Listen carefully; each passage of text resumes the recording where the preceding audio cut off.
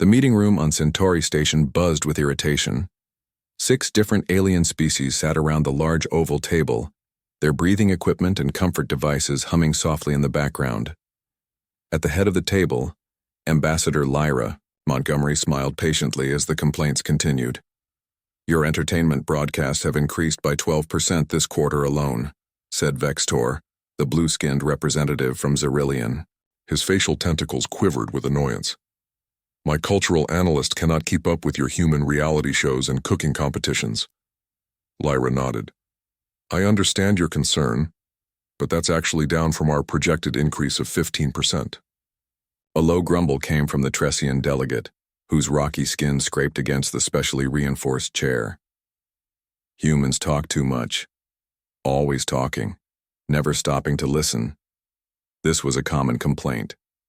In the 72 years since humans had joined the Galactic Commonwealth, they had earned a reputation as the chattiest species in known space.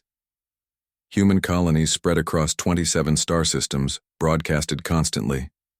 Music, news, personal video logs, debates, stories, games, and countless other forms of communication flowed from Earth and its colonies in an unstoppable river of data. "Ambassador Montgomery," said the Pelleran representative, her feathers shimmering. "Under the room's lights, my government has allocated 3 additional data centers just to process human transmissions. This is becoming unsustainable." Lyra tapped her tablet, bringing up a series of charts. "Actually, we've developed a new compression algorithm that should reduce the bandwidth required by at least 30%. We're always working to be better neighbors." The meeting continued for another hour, with Lyra defending humanity's communication habits while promising minor concessions. It was the same meeting she'd had countless times before. No matter how much aliens complained about human chatter, they also consumed it eagerly. Human entertainment, art, and ideas had spread throughout the Commonwealth like wildfire. After the meeting, Lyra returned to her office and collapsed into her chair. She looked out the viewport at the busy space, lanes around Centauri Station. Ships of all shapes and sizes moved through carefully coordinated patterns, many of them heading to and from Earth with trade goods and visitors. Her communication panel chimed. "Ambassador, you have an incoming call from Earth Defense Command." Lyra straightened her uniform jacket. "Put it through." The screen lit up to show Commander Alan Winters, his expression unusually serious. "Ambassador Montgomery, we've detected something unusual I thought you should know about." "I'm listening." "The long-range communications hub on Charon picked up an anomaly about 6 hours ago. Some kind of ripple in subspace moving toward Earth. Our scientists are still analyzing it, but preliminary data suggests it could disrupt communications." Lyra frowned. "Natural phenomenon?" Alan hesitated. "We're not sure yet. It doesn't match any known patterns. I wanted to give you a heads up before." The image froze, then dissolved into static. "Commander Winters." Lyra tapped the console. "Communications. What happened?" "Unknown, Ambassador. The signal was lost mid-transmission." Lyra felt a twinge of unease. "Try to re-establish." "Working on it." She waited, drumming her fingers on the desk. After several minutes, her aide appeared in the doorway. "Ambassador, we're receiving reports that all direct communication channels with Earth have gone down." Lyra stood up. "All of them? That's impossible. Not just Earth. Luna Colony, Mars settlements, the Jupiter stations, all human colonies in Sol system appear to be experiencing the same issue." Lyra moved quickly to the station's operations center, where a large display showed the status of communication networks throughout the Commonwealth. Normally, human-controlled systems blazed with activity, lighting up the map like a Christmas tree. Now, one by one, the indicators for human worlds were turning gray. "What about the colony on Proxima Centauri B?" she asked. An operations officer looked up. "Just lost contact with them as well. Whatever this is, it's affecting all human settlements." Lyra watched in stunned silence as more systems went dark. Within an hour, every human colony, outpost, and ship had stopped transmitting. The universe's chattiest species had gone completely silent. On the Pelleran homeworld, Chief Information Analyst Kira Vesh stared at empty data streams where human broadcasts usually flowed. For decades, her people had complained about processing the flood of human communications. Now that the flow had stopped, the silence was disturbing. "Run diagnostics again," she ordered her team. "Check our receivers. All systems are functioning normally," reported her assistant. "There's simply nothing coming from human space." Kira paced the gleaming white floor of the information center. "That's not possible. Even during their global power failure 3 years ago, we still received transmissions from their off-world colonies and ships." In the dining hall of the Commonwealth University on Axelor Prime, Professor Sam Reeves sat alone at a table, surrounded by curious alien students. "Professor, what has happened to Earth?"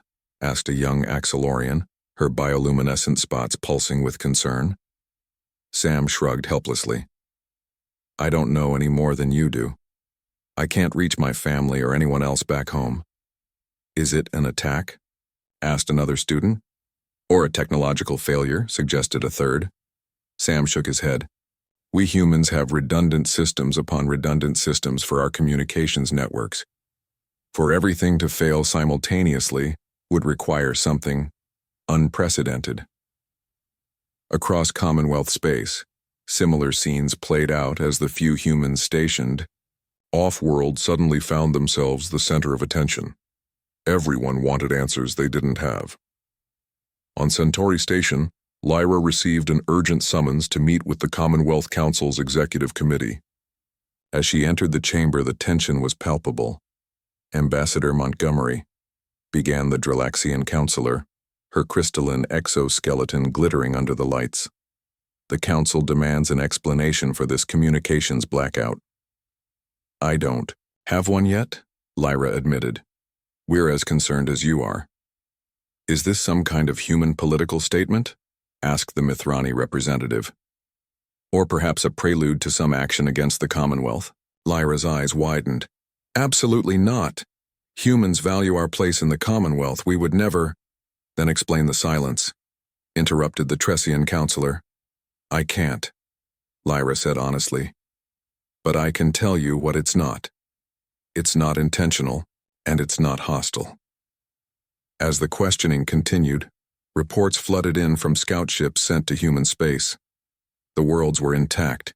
Cities still glowed at night. Orbital platforms still functioned.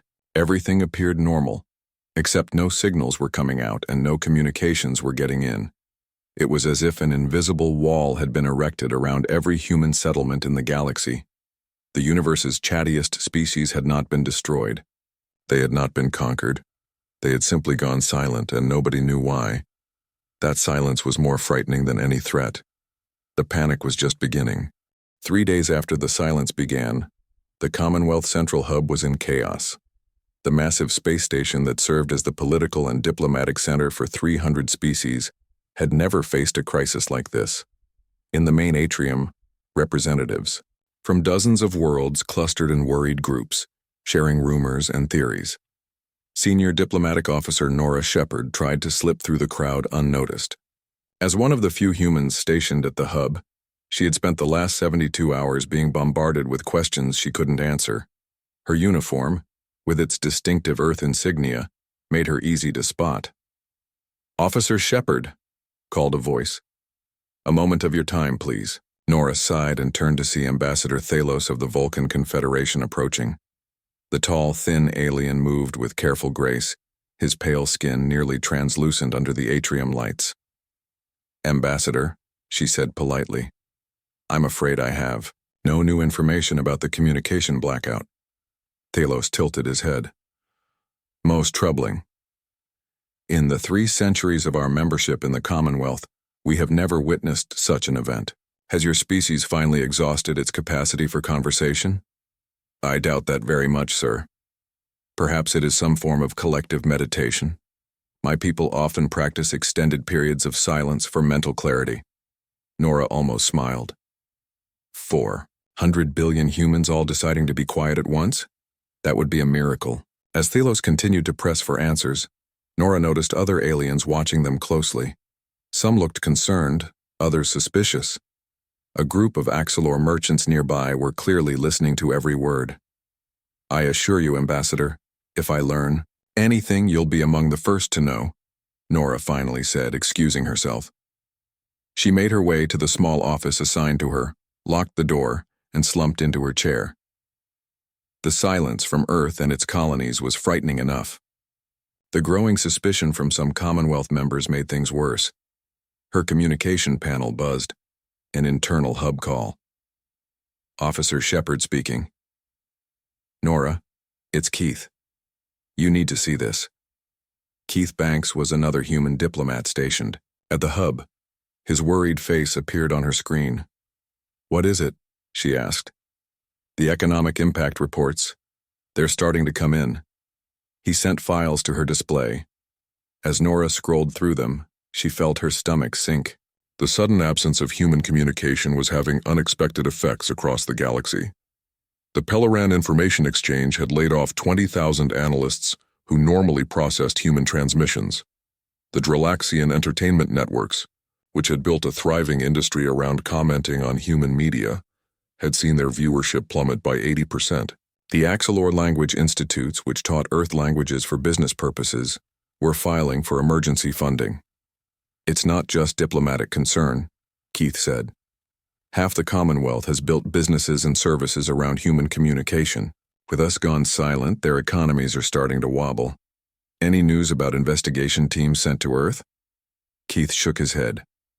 Nothing official yet. But there's a rumor the Commonwealth Council is preparing a major expedition. A notification appeared on Nora's screen. I have to go. The Council's Executive Committee is summoning me. Good luck, Keith said. Let me know if they tell you anything useful. Nora straightened her uniform and headed to the council chambers. Inside, representatives from the 12 most powerful Commonwealth species sat in a semicircle. Their faces showed various forms of concern, though each species expressed it differently. Officer Shepard, began Counselor Drav of the Mithrani, his scaled skin shifting colors with emotion. Thank you for joining us.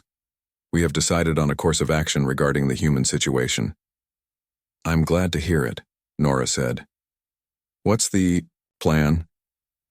The Commonwealth will dispatch a scientific and diplomatic mission to Earth to determine the cause of this communication blackout. The vessel Curiosity has been selected for this task. Nora nodded. The Curiosity was a state-of-the-art exploration ship, designed for first contact situations and unknown phenomena investigation. The mission will include specialists from 7 Commonwealth species, Drav continued. And we wish for you to join them as the senior human representative. Nora blinked in surprise. Me? Surely there are more qualified. Most human experts are currently inaccessible, interrupted another counselor. And you have an excellent record in crisis management. The ship departs in 6 hours, Drav said.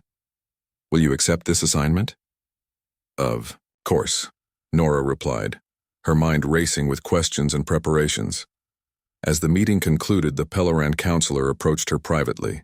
Officer Shepard, there is something you should know. Yes? Not all voices in the Commonwealth are sympathetic to your species' plight.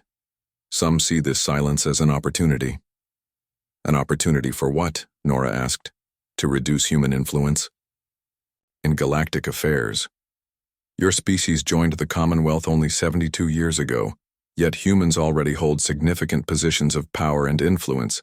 This troubles certain factions. Nora felt a chill. Are you suggesting some groups might prefer that humans remain silent? The Pellaran's feathers rippled in what Nora recognized as discomfort. I am merely advising caution.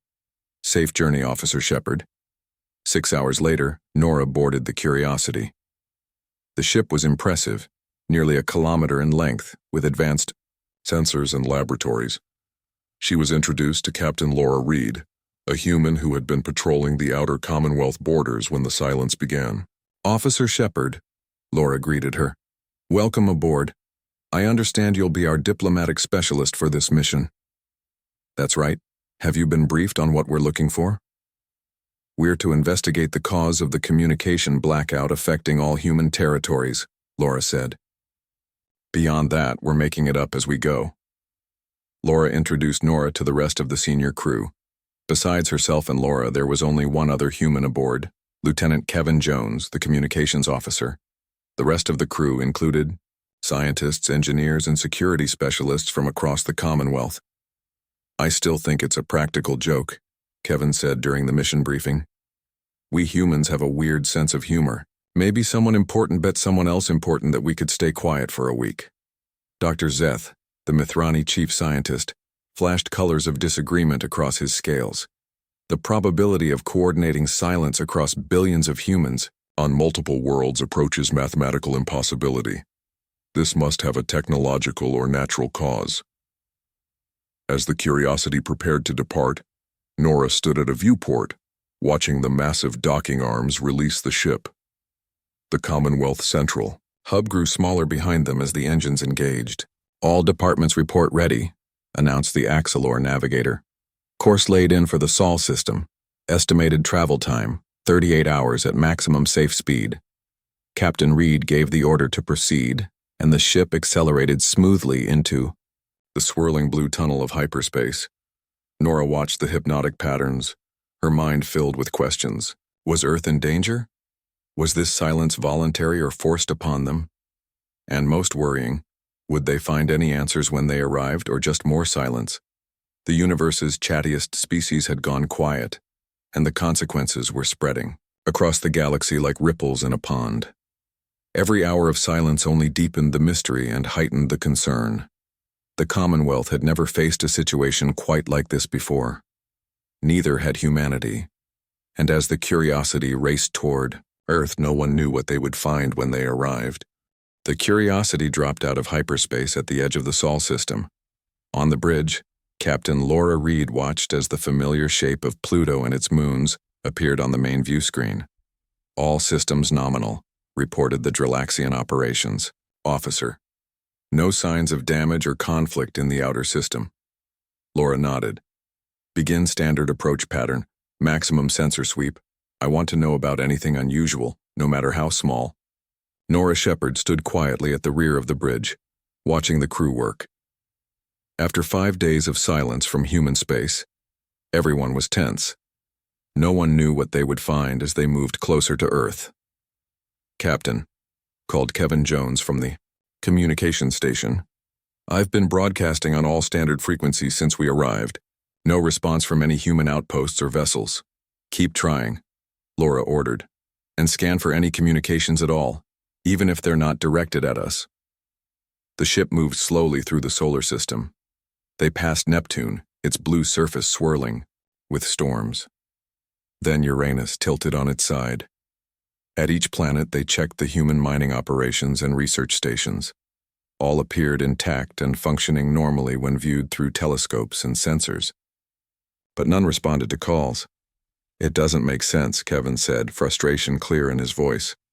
"I can see the communication dishes moving. They're working.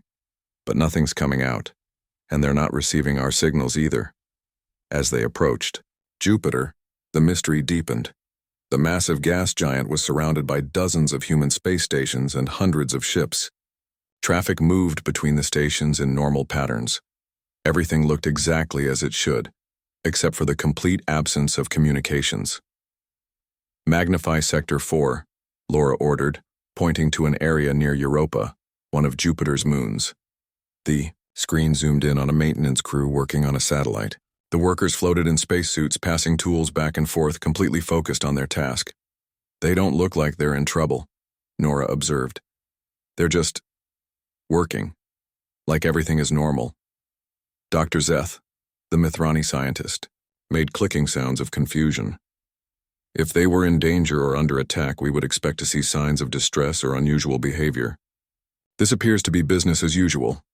Except they're not talking to anyone off-world," Laura said.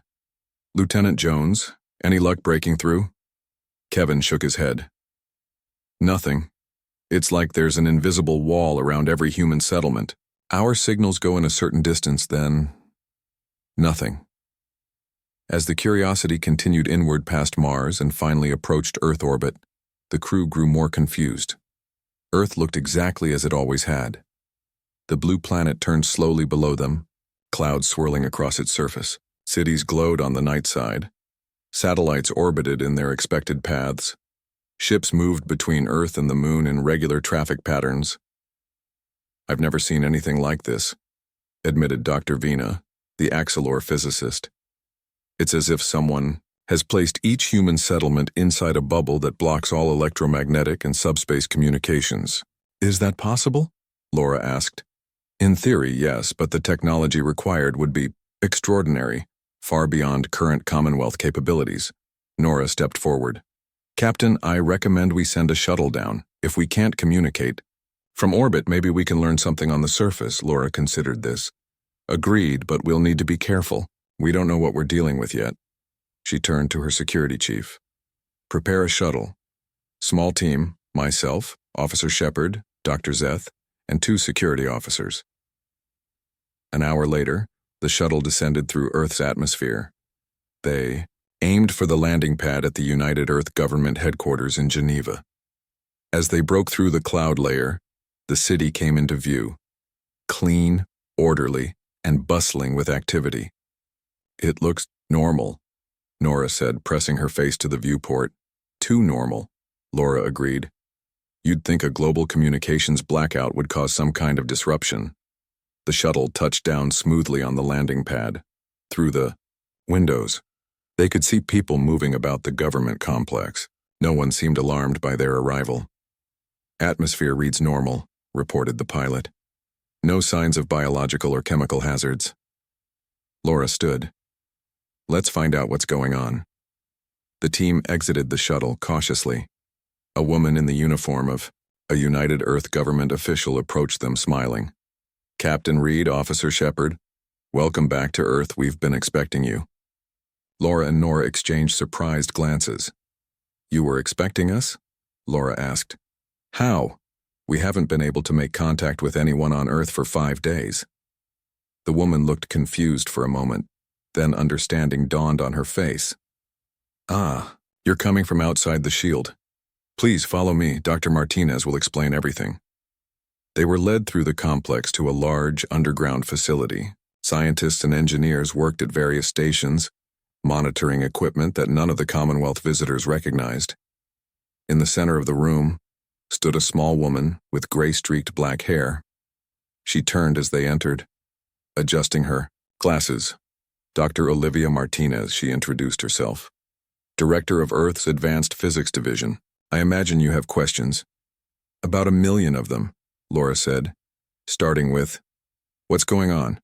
Why has Earth gone silent?" Dr. Martinez gestured to chairs around a conference table. "Please, sit. This will take some explaining." Once everyone was seated, she continued. 6 days ago, we received a warning through channels even we didn't know existed. A threat is coming, a species that hunts by following communications." "What kind of threat?" Nora asked. "They call themselves the Harvesters. According to our information, they've destroyed 12 civilizations in a neighboring galaxy. They locate technological societies by detecting their communications and quantum signatures. Once found, they systematically strip planets of resources and biological specimens." Dr. Zeth's scales flashed with alarm. "And you believe they were approaching Commonwealth space?" Dr. Martinez nodded. "Our information indicated they were less than a year away from detecting our signals. We had to make a choice: go silent or risk drawing them to not just Earth, but potentially the entire Commonwealth." "So you, what, created some kind of communication shield?" Laura asked. "Project Whisper," Dr. Martinez confirmed. "A technology designed to contain all our electromagnetic and subspace emissions within a limited area around each human settlement. From the outside, it appears as silence. Nothing gets out, nothing gets in. But why not warn the Commonwealth?" Nora demanded. "The warning we received was very specific. Any communication about the Harvesters would create the very signature they use to locate their prey. We couldn't take that risk." Laura frowned. "Who sent you this warning?" Dr. Martinez hesitated. The message referred to the sender only as an old friend of humanity. "We don't know more than that." "This is hard to believe," Nora said slowly. "I understand," Dr. Martinez replied. "But now that you're here, we can show you our evidence. And perhaps together, We can find a way to protect the entire Commonwealth before it's too late. The evidence room was dimly lit. Dr. Martinez led Captain Reed, Nora, and Dr. Zeth between rows of strange devices. Some glowed with soft blue light. Others pulsed with energy. These artifacts were sent along with the warning, Dr. Martinez explained. She stopped in front of a small black cube that floated above a pedestal. This contains sensor recordings of harvester attacks in the neighboring galaxy. She touched the cube lightly. A holographic display appeared in the air. It showed a beautiful, green planet with sprawling cities. Then dark ships appeared in orbit. They were massive and shaped like jagged arrowheads. Beams of red energy shot down to the surface. Entire cities vanished in flashes of light. This was the world of Centix, home to 6 billion people, Dr. Martinez said quietly. The harvesters stripped it bare in less than 3 days. The display changed to show another world suffering the same fate. Then another. Each time the pattern was the same. The harvesters arrived without warning, ignored all attempts at communication, and systematically destroyed everything. Captain Reed watched with a grim expression. These recordings could be faked. We considered that possibility, Dr. Martinez said. Our best scientists examined them for weeks. Every test confirms they are genuine, and there's more. She led them to another device that looked like a tall crystal. This is a quantum signature detector, far more advanced than anything we've built. It can detect communications across incredible distances. She activated it, and a map of nearby galaxies appeared. Red dots pulsed in one region, moving slowly but steadily toward Commonwealth space. Those are the harvesters? Nora asked. Dr. Martinez nodded. According to our mysterious friend, they detect civilizations by their communication patterns. The more a species broadcasts, the easier they are to find. Dr. Zeth's scales flickered with understanding. And humans are the noisiest species in the Commonwealth, Nora finished. By a huge margin. Exactly, Dr. Martinez said. We were lighting up the galactic map like a beacon. If the harvesters came looking for targets in the Commonwealth, they would find us first. She led them to a final device, a silvery sphere about the size of a basketball. This contained the plans for Project Whisper, a technology capable of creating a field that contains all forms of communication within a limited area. Who gave you these things? Captain Reed demanded. Who is this friend of humanity? Dr. Martinez shook her head. We don't know. The message suggested they were from a civilization that encountered the harvesters long ago and evolved to hide from them. They've apparently been watching us for some time. And you just trusted them? Nora asked. Not immediately, Dr. Martinez said. But after examining the evidence for months, Earth's leaders faced a choice. Take a chance on this warning being real, or risk the potential destruction of humanity, and maybe the entire Commonwealth. They returned to the main control room, where engineers monitored the shield system. Large screens showed status reports from human colonies across the galaxy. All were now protected by the same invisible shield. So what now? Captain Reed asked. You can't stay silent forever. Dr. Martinez moved to a large central display. We're working on a more permanent solution. The shield technology gave us ideas for new forms of communication that the harvesters can't detect. But developing it will take time. Dr. Zeth stepped forward. The Commonwealth must be informed of this threat. That's why we're glad you came, Dr. Martinez said. We needed a way to share this information without broadcasting it. Now that you're here, you can take this knowledge back, physically, without sending signals that could be detected. Nora frowned. But what about the Commonwealth species who don't have this shield technology? They're still broadcasting, still making noise. That's our greatest concern, Dr. Martinez admitted. Human. Communications were the loudest, but you're right. Other species are still detectable. That's why we need the Commonwealth's help. We need to share this shield technology with everyone before it's too late. Captain Reed crossed her arms. You realize how this looks from the outside, right? Humans suddenly go silent, then claim it's because of some mysterious threat that only they have evidence of.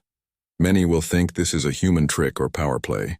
We know, Dr. Martinez said. That's why we prepared this. She handed Captain Reed a small data crystal. This contains all our evidence, the shield technology plans, and a proposed timeline for implementing the shields throughout Commonwealth. Space. We're prepared to share everything. Why not just tell the Commonwealth about this from the beginning? Nora asked. Why all the secrecy? The warning was very specific, Dr. Martinez explained. Any transmission containing information about the harvesters creates a special signature they can detect from incredible distances. We couldn't risk sending a message that might lead them straight to us. Dr. Zeth had been quiet, his scales shifting through patterns of deep thought. Now they settled into a color that indicated decision. I believe them, he said simply. Everyone turned to look at him. The technology in this facility is beyond anything I've seen in the Commonwealth, he continued, and humans, for all their faults, have never shown signs of deception on this scale. Their story is improbable but consistent with the evidence. Captain Reed still looked skeptical. Even if this is all true, convincing the Commonwealth will be difficult. That's where you come in, Dr. Martinez said. As representatives of multiple species, your testimony will carry weight. People might not believe us humans alone, but they'll listen to you. Nora thought about the implications. The Commonwealth has never faced a threat like this before. Some species might panic, others might refuse to believe it's real. Which is why we need to present a united front, Dr. Martinez said. Humans may be the noisiest species, but we're also good at solving problems. We've already improved the shield design to make it more efficient. With the combined scientific knowledge of the Commonwealth, we can find a permanent solution. Captain Reed stood silent for a long moment, weighing the situation. Finally, she nodded.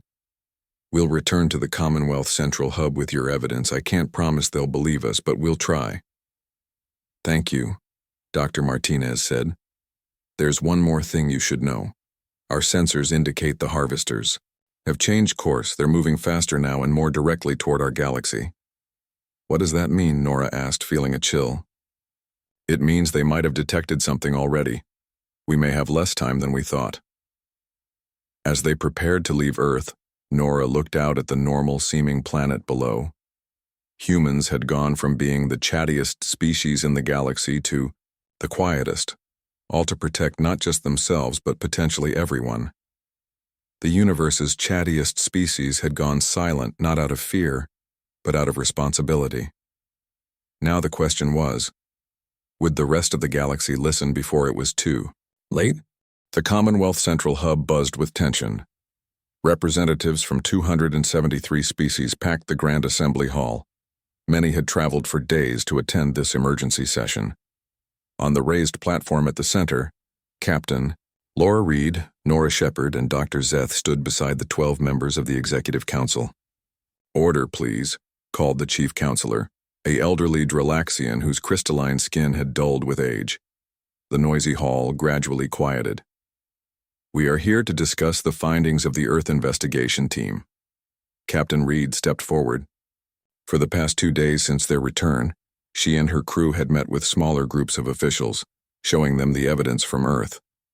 Now they would present to the full assembly. Representatives of the Commonwealth, Laura began, her voice firm.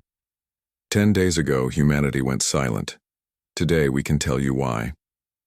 She gestured, and the holographic systems activated, showing images of the harvester ships attacking worlds in another galaxy. Gasps and murmurs filled the hall. Some representatives turned away, unable to watch the destruction. These recordings were provided to Earth by an unknown benefactor, Laura continued. They show a species known as the Harvesters, who locate and destroy technological civilizations. According to the information Earth received, these harvesters detect their targets primarily through communication signals. Dr. Zeth moved forward, his scales a calm blue to project authority. As the chief scientist on this mission, I have personally verified the authenticity of these recordings. The technology used to create them is beyond Commonwealth capabilities, but the physics principles are sound. Nora watched the reactions in the hall. Some representatives looked terrified. Others seemed skeptical. A few appeared angry. She stepped up to the microphone. Humanity did not abandon the Commonwealth, she said clearly. We went silent to protect ourselves and potentially all of you. The humans are implementing a shield technology that contains communications within a limited area. This prevents the harvesters from detecting their presence. The chief counselor raised a hand. This is an extraordinary claim. How can we be certain these harvesters are real? Perhaps this is merely a human deception. To what end? Laura asked. What would humans gain by cutting themselves off from the Commonwealth? An Axelor representative stood. Perhaps this is a prelude to human expansion. They silence themselves, create panic, then emerge as saviors with this shield technology that makes other species dependent on them. Murmurs of agreement came from several delegations. Dr. Zeth's scales flashed with irritation. I remind the assembly that I am not human. I have examined the evidence personally. The threat is real. The debate continued for hours. Some species argued for immediate action, others demanded more proof. A few suggested quarantining human space entirely until the situation was clearer. During a break in the proceedings, Nora found herself approached by a small, gray-skinned alien she didn't recognize. You speak truth, the alien said in a whispery voice. The Devourers of Light are real. Nora blinked in surprise. The Devourers of Light? Your kind calls them harvesters. My ancestors encountered them long ago.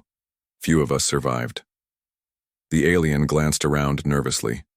Not all species in the Commonwealth are unknown to them. Some of us have hidden for millennia. Before Nora could ask more questions, the alien slipped away into the crowd. When the session resumed, she noticed representatives from several usually quiet species requesting to speak. An ancient Vulcan known to be over 300 years old addressed the assembly. My species has legends of planet eaters from the void. We believed them to be myths. Perhaps we were wrong. A representative of the reclusive Telon, who rarely spoke at such gatherings, stepped forward. The Telon maintain extensive deep space monitoring stations. We have detected unusual energy signatures at the edge of our detection range moving toward Commonwealth space. The mood in the hall shifted. What had seemed like a human problem now felt like a Commonwealth crisis. The chief counselor called for a vote. We must decide whether to accept the human evidence and implement their shield technology across Commonwealth space. The voting took less than an hour. The result was clear. 241 species voted to adopt the shield technology. 32 abstained. None voted against. Work began immediately. Teams of engineers from across the Commonwealth traveled to Earth to study the shield technology. Human scientists shared everything they knew. Within days, the first non-human worlds began implementing their own shields. 2 weeks after the vote, Nora stood with Dr. Martinez in the United Earth Government headquarters, watching reports come in from across the Commonwealth. It's working. Better than we hoped, Dr. Martinez said. The Axelor shields came online yesterday. The Mithrani completed theirs this morning. And the harvesters? Nora asked. Dr. Martinez brought up a display showing the quantum signature detector. The red dots that represented the harvesters had changed course. They appear confused, she said.